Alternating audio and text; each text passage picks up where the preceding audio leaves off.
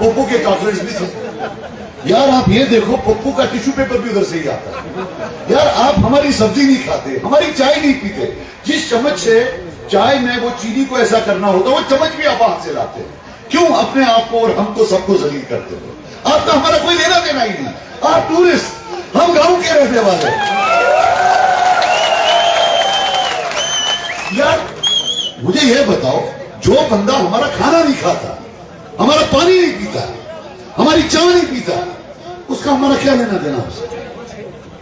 यहां उड़ी में आए तो इन्होंने बोला कि भाई सजाद साहब जो हैं अपने वालिद का फोटो नहीं रखते पोस्टर में। भाई साहब, मेरे वालिद असल में इलेक्शन लड़ते थे।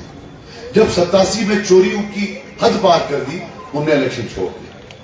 वो एक दूसरी सियासत में थे। अपने आखिरी आयाम में वो इलेक्शन नहीं लड़ते थे, वो इलेक्शन बाइकआउट करते थे।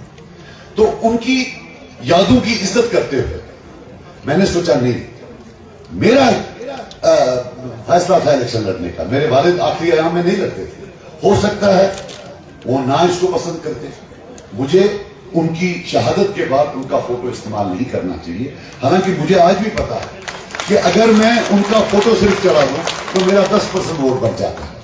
लेकिन उमर साहब, हम बिकाऊ नहीं, हम हर एक चीज नहीं बेचते घर की, आपकी तरह नहीं बेचते। हम दादे की फोटो, बाप की फोटो,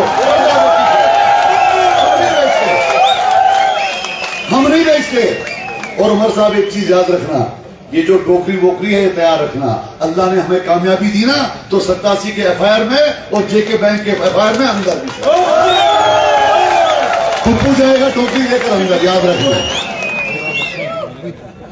भाई साहब का मूड बड़ा खराब हो रहा है, क्या बात है? तो मकसद ये है, आप मुझे एक चीज बताओ, ये हर एक पर इल्जाम उठा दिया। केजरीवाल को अंदर किया नहीं किया, चिदंबरम को अंदर किया नहीं किया, और चीफ मिनिस्टर को अंदर किया। मुझे यह बताओ, साफ सा केस है, टिपिकल साफ सा, कोई ज्यादा नहीं, 60-70 करोड़ पापा खा गए हैं, उमर साहब के पापा खा गए 60-70 करोड़। उसमें 12 करोड़ का कैश एक दिन विड्रॉ हुआ, 12 करोड़ का कैश एक दिन विड्रॉ हुआ। अंकल खा गए, जेब में डाल दिया।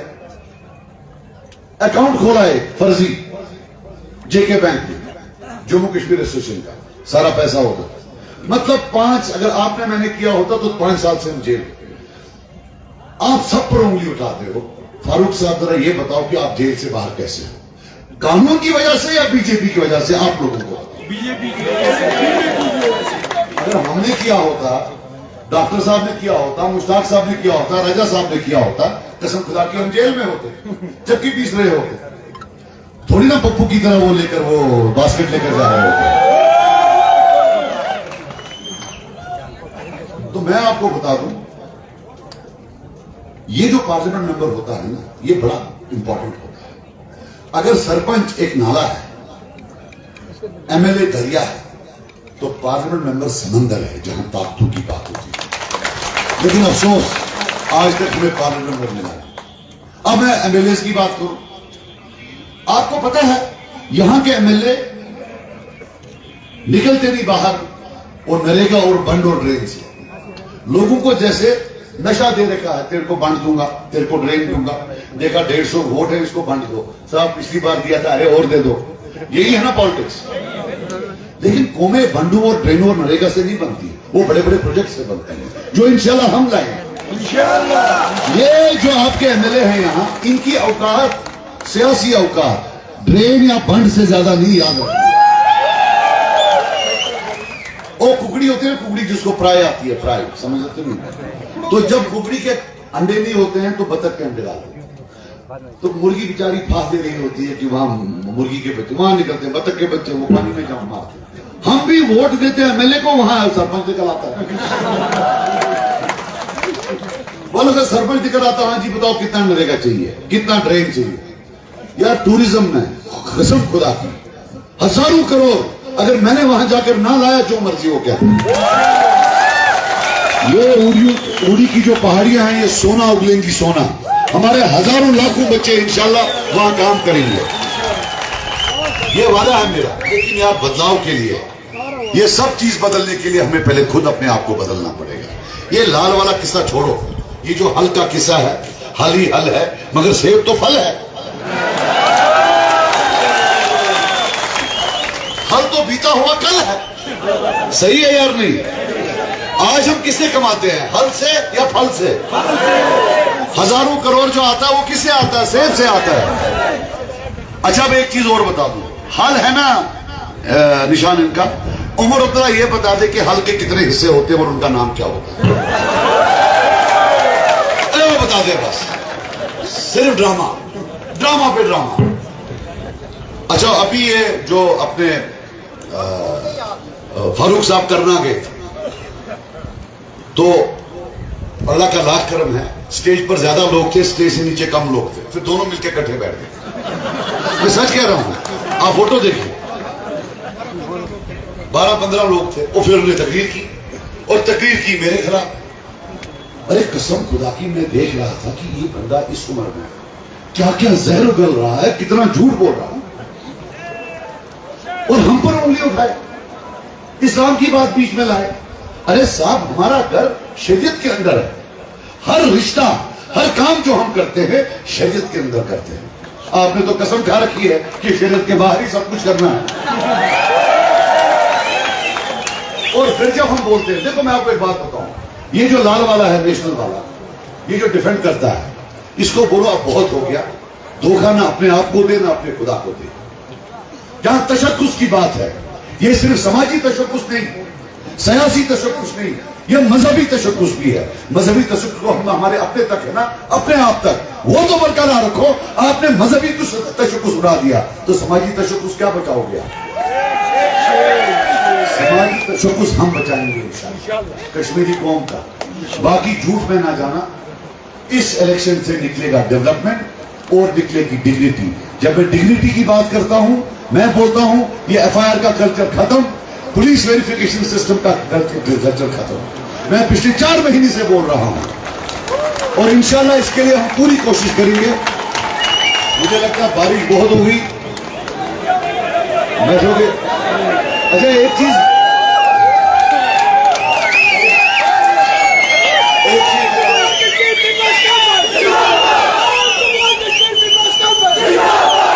अच्छा मैं बात बताऊं, एक तो झूठ भी है, नकाल भी बहुत है।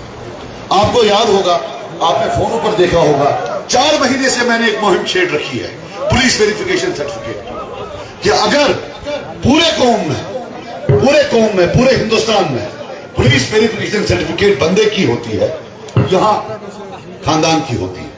मतलब पूरे हिंदुस्तान में देखा जाता है कि भाई इस बंदे की पुलिस वेरिफिकेशन करो, क्या कोई एफआईआर है? लेकिन कश्मीर में क्या है, पूरे खानदान की करो। अगर खानदान में किसी एक आदमी ने गलती की हो तो बाकी सबको पुलिस वेरिफिकेशन मिलेगी। ये कानून किसने लाया? ये भी हमारे प्यारे अंकल फारूक साहब ने लाया 1996 में। अगर कोई कमी बची थी तो 2008 में पप्पू पूरा कर गया, 2008। इंशाअल्लाह वहां जाकर मेरा वादा है, जो भी वजीर आजम होगा तरफ है मुझे कब जाकर बोलूं कि जो कानून आपके बच्चों के लिए हैं वही कानून हमारे बच्चों के लिए। अच्छा अब नकल की बात बोलूं, जब हमने लगातार बोला तो उमर साहब भी बोलने लगे। अब ये सुनना, ये बड़ी प्यार, बड़े आराम, कसम खुदा की मजा आएगा, लेकिन इसको समझने की कोशिश करनी। अब मैं क्या बोलता था, मैं बोलता था कि भाई जब पुलिस वेरिफिकेशन नहीं मिलती तो जॉब नहीं मिलती। आजकल तो जॉब के लिए मांगते हैं, गवर्नमेंट जॉब के लिए। दूसरा मैं ये बोलता था कि जब पुलिस वेरिफिकेशन नहीं मिलती तो पासपोर्ट नहीं देते। और तीसरा मैं बोलता था कि जब पुलिस वेरिफिकेशन नहीं मिलती तो गवर्नमेंट कंट्रैक्टर कार्ड भी नहीं मिलता। सही है, ये आपको पता नहीं। चौथा मैंने बोला कि बैंक का लोन भी नहीं मिलता। जब मैंने बार बार ये बोला तो जेके बैंक वालों ने मुझे फोन करके बोला कि सर ऐसा नहीं है, हम पुलिस वेरिफिकेशन नहीं मांगते। ठीक है जी, तो मैं फिर चुप हो गया, 2-4 मरतबा निकल गया मुझसे। अब उमर अब्दुल्ला से परसों मैंने बयान देखा तो बोलता है यही 4 चीजें कि बैंक का लोन नहीं मिलता। अरे बाबा जी मुझसे गलती होगी, जो मेरी गलती तूने उसका भी नकल कर दिया, कसम खुदा की। अच्छा ये देखिए आप, वोट दो तो पीएसए लाएंगे, अब वोट दो अब हम पीएसए हटाएंगे। पुलिस वेरिफिकेशन चेंज, वोट दिया तो पुलिस वेरिफिकेशन चेंज कर दिया, अब वोट दो, अब हम इसको फिर चेंज करेंगे। एक चीज याद रखना, ये बाल है ना, बाल, इस बाल से लेकर पांव के नाखून तक ये पूरा लथपथ है कश्मीरी के खून से, ये याद रखना। अल्लाह ताला इनको कभी माफ नहीं करेगा, न उनको माफ करेगा जो अपने उन बच्चों को भूल गए हैं जिनको इन्होंने कब्र में डाला हुआ, ये याद रखना। जब से ये लोग आए तो 96 से 2002 7,000 सिविलियन मरा। 2008 में पहले दिन किसने लाया, 150 बच्चा मरा, मरने के बाद भी नहीं बच्चा। उसके बाद बयान दिया पप्पू ने कि भाई ये लोग तो ड्रग एडिक्ट थे। अरे दूसरे के बच्चे को, 18 साल 20 साल के बच्चे को कब्र के ढाल में, शर्म तो कर, उसको ड्रग एडिक्ट बताता। और जब पावर के बाहर होता है फिर कश्मीरियों का बड़ा वकील बनता है। ये वो लोग हैं 1992 में बाबरी मस्जिद शहीद हुई, 5,000 मुसलमान मारा गया, शिवसेना वाले साथ, बीजेपी वाले भी। पहला मुसलमान लीडर जो बीजेपी की गोद में जाकर बैठा वो फारूक अब्दुल्ला था, 1994 या 95। अच्छा, ऐसा नहीं था कि इनको इनकी मेमरान की जरूरत थी। नेशनल कॉन्फ्रेंस एक रीजनल पार्टी है, क्योंकि 96 का इलेक्शन तो सिलेक्शन था, इनको एजेंसीज और सरकार ने मिलकर 7 सीटें दी थी, वोट डाले बगैर 7 सीटें दी थी। इनको बीजेपी की जरूरत, इनको खुद मर्जी थी कि हम उनके साथ बैठे, जाके बैठ गए। और इतना अच्छा काम किया उन्होंने कश्मीरियों के खिलाफ, कॉमर्स मिनिस्टर से फॉरेन मिनिस्टर बनाया। ये बदनाम जमाना फॉरेन मिनिस्टर, जिसका सिर्फ एक काम था तब कि अगर यहां कोई किलिंग होती थी तो इसको खड़ा करते थे, ये कसम उठाता था जनाब कोई किलिंग नहीं हुई। ये तो खुद मर गए।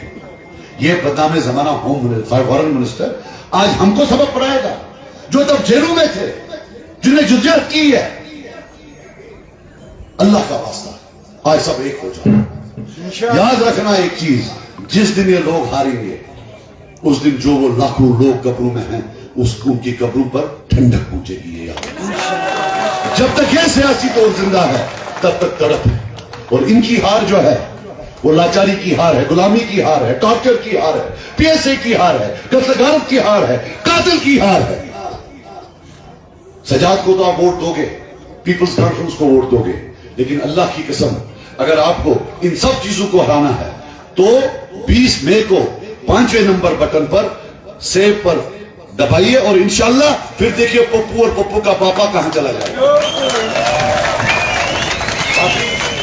ये मेरी आपसे गुजारिशात थी, आप आए, इतनी देर इंतजार किया, किस गर्म जोशी से आपने मेरा इस्तकबाल किया। मैं अपने अल्लाह ताला से दुआ करता हूं या अल्लाह कामयाबी दे और फिर हमें तौफीक दे कि जो इनकी उम्मीदें हैं हम उन पर उतर आए। मैं एक रिश्ता जोड़ने आया हूं पार्टी के बगैर। अल्लाह ताला ने हमें कामयाब किया तो एक चीज याद रखना, दिन रात ये भाई आपके पीछे होगा, जो आपका इंशाल्लाह काम होगा, छोटे से छोटा, बड़े से बड़ा। वासलाम। Jibril Abisi Keita!